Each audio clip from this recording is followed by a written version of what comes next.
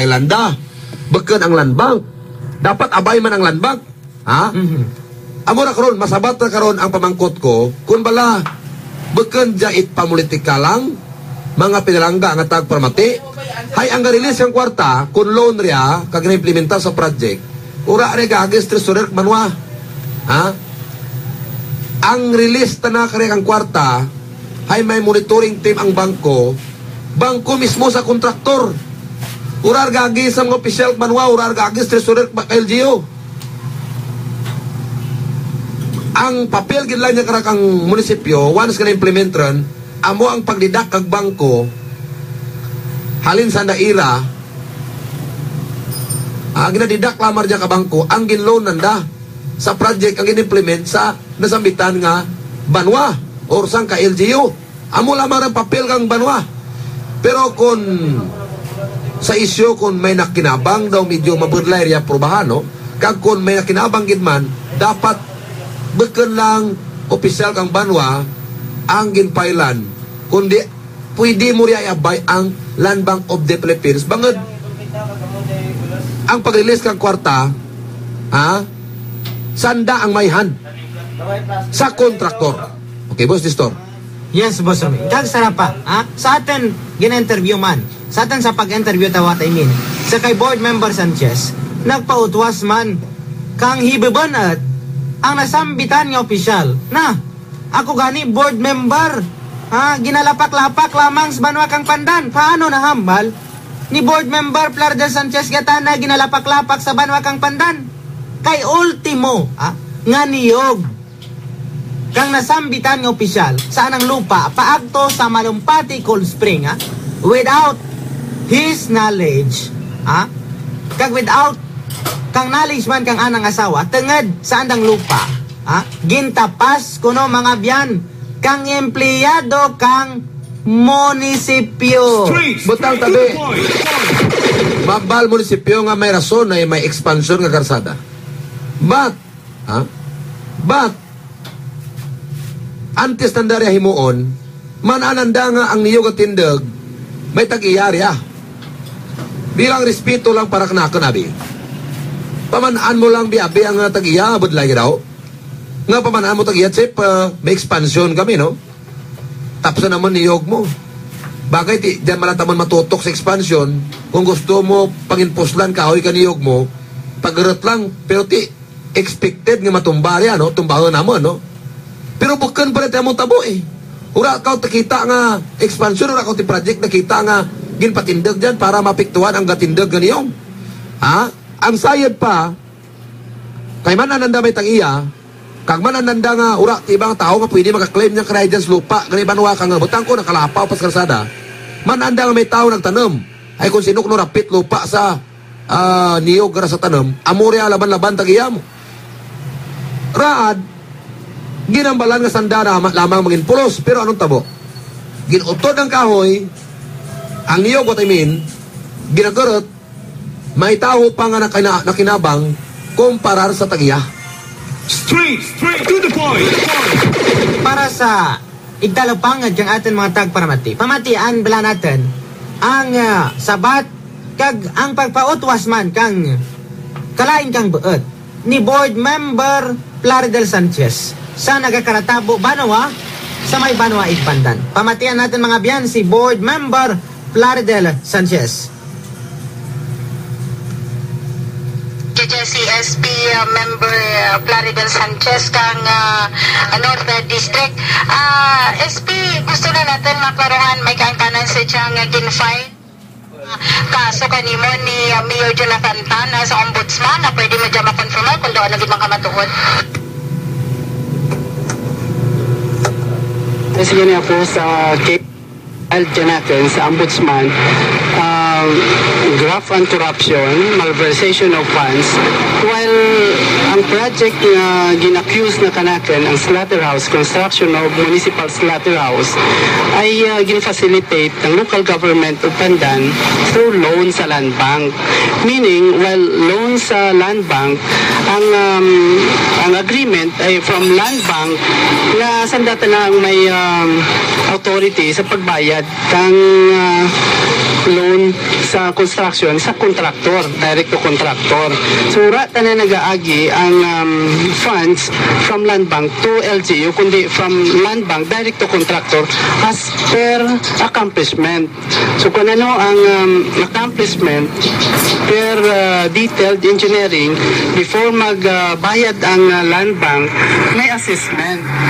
So kung ano ang accomplishment, first release, amo lang man rea ang ginabaydan ng Land Bank. So after completion, kung completely ang building natapos din, so may final inspection man ang team ng Land Bank. And of course, may final inspection man ang team ng local government. Now dito sa inspection committee, isang daang nag-inspect ng accomplishment ng contractor sa building. Now, of course, hindi mariya pagbaydan ng Land Bank kung hindi man complete ang building, ang structure. So sa diin ba nga graft and corruption, malversation of funds, kaya wala man tagani nag-aagi ang pondo sa LGU na ako ang magbayad, kundi direkta na from Land Bank to contractor. Now sa equipment, kaya separate na ang contract from civil works to supply of equipment. The same ang contract from Land Bank to supply of equipment. Ibaydan maliat ang Land Bank kung complete ang equipment nga gin-delivered nga nakabit rin sa may building, sa slaughterhouse. So, daw napaka-imposible nga ang Land Bank mabayad kung hindi complete ang equipment. So, very clear nga wala tang malversation tingid yan nga delivered ang tanan nga materials and equipment sa slaughterhouse. So, Maria J, ang bina-question ko pala nga sa diin nga ang gulo nga pat ma-charge sa kuno ang graft and corruption. Well, wala gani nag-aagi ka namin ang payment ng loan sa project ng slaughterhouse. Now, maybe all of these are black propaganda, political motivation. Dahil ako ang kontra ni Mayor Tan sa pagiging mayor sa Pandanmong. So, maybe amore ang sarang pangpanamad na sa aking personalidad kay purely baseless ang anang gina-accuse ka natin. In short, SP nga ang pag-construct ang slaughterhouse, phase by phase, makakabig ka na SP nga phase by phase ang pag-construct? Yes, phase by phase. Tingnan dyan may first release, second release, and final release sa payment. So sa first release, may inspection committee. Kag before nga, baydan dyan hambal ko, di na-inspect man tang Land Bank. Hindi ra pwedeng basta na lang baydan niya, hindi kalan mahusisa tang Kilkilan na, ganito ko ang kontraktor ura man naghambal. Naging kilkilan na. Pag hindi mo ganyan mag-question ang will ka kontraktor mo. Kag hindi mo rin, mabudlayan ka mag-prove kaya kung may gintao, kwarta ang kontraktor kay Sanchez, butang tabi, amorya. Kung i-justify, ka kontraktor nga sa iba't ng transaksyon. Ang imo na, istorya lang ati. Amuran rin, duda lang, pero ang pasakay kaso, kag ang pag-prove kang guilt sa tao,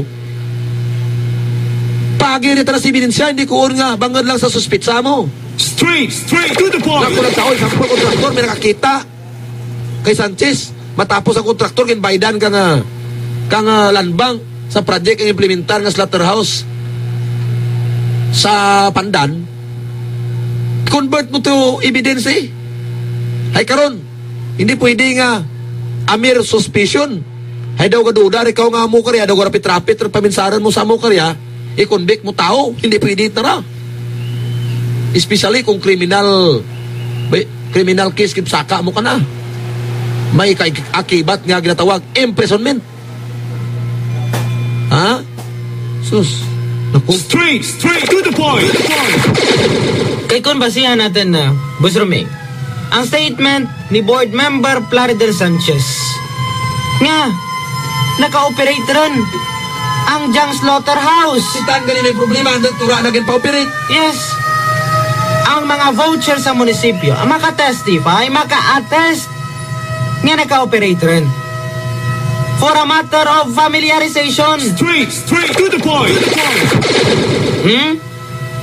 Tiyambal ni Board Member Sanchez nga kada market day, before matapos ang na termino, kada Biyernes nga adlaw, kada market day sa may Banwa kang Pandan, ginaihawan kang mga sapat ang nasambitan nga slaughterhouse libre. Straight to the point. Mas namin nga ni slaughterhouse kang Pandan ko para sa nakasanusimo. Di mapuslan man. Bisan ano ka worthful kang sa project kung gamitan mo kang kung kabigan mo nga worthless ra boss ni store. Ha? Pati ikaw? Bisan para sa tao worthless ang rang sa project kung himuon mo nga worthful. Ha? Useful ritana. Ang useful nga project no naka-operate rin, nagamit rin para ito na kay Mayor Tan gingamit na nga useless. Ti ta ana man tanariya. Kung hindi na pagkabigan nga mayad ang ginimplementar nga project ni former Mayor Sanchez makabiyanan. Ti ka na rin riya. Tanar kamaan kung ano ang ginapinsar na, tanar lang kamaan kang ginapinsar na andat ginaamo kaya. Kag amori ang ginahimo na. Hindi ta pwede kambal kaya. Sino mahambal nga sa ka project? White elephant. Sino dapat mag-determine? Nga white elephant. Tana na bakat useful. Pero kung ginoperate lang daad kang munisipalidad ka Pandan, siguro para sa mga iyaw useful. Mumlara. Sino ang nagambal sa kataho? Pinagkataho. Ikumparar mo sa mga tao nga kung makambal lang, basi makambal mas raka pasanda. Gragong gin-operate na bulig-buligan man, useful ria bakanti, useless. Straight to the point. Good morning, Boss Ruming, kag Boss Nestor. Kami dyan nga taga Banwa kang Pandan, regya sa may San Jose. Natural gid man ratana sa baba ni Mayor Tantan.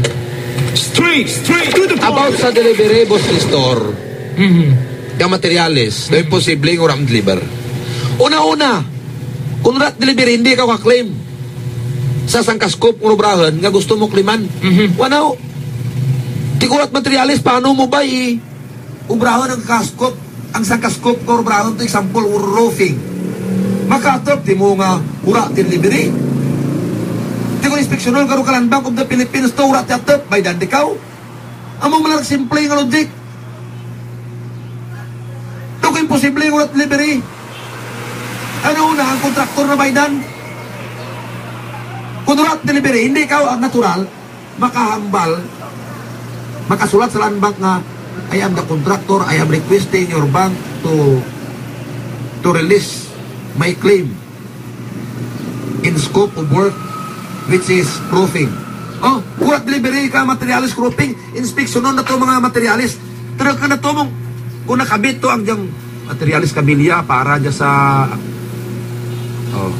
pustrap, nakabit bala dyan sa beam. Diyara mong sa item, sa mga item ka materialis sa amo kanyang scope kurbrahon. Ito si saan dara kung rigto na butang aktual. Kung inspeksyonan ng daura, to makita ang mga materialis to nga na-stipulate sa program of work sa actual implementation nga ginklaman kang kontraktor, ang kontraktor natural hindi ka-claim. Pero kung i-release gyapon ang kwarta bisan pang ura to makita mga materialis, may problema at naslan bank. Ay gin-release ka isang Straight to the point. Pero ako, sa simple na istorya, daw hindi ako magpati nga may mga ligasyon nga may mga materialis ko ram deliver. In the first place, kung ang materialis ay hindi mo na ma-deliver, hindi mo mapatindag ang scope ko brahon nga dapat mo patindagan. Kag hindi ka ka-claim kang budget. Kag hindi ka kakuha sa landang inspeksyonado ang scope ko brahon, rekliman ko. Tiano kita mo ba? Yes.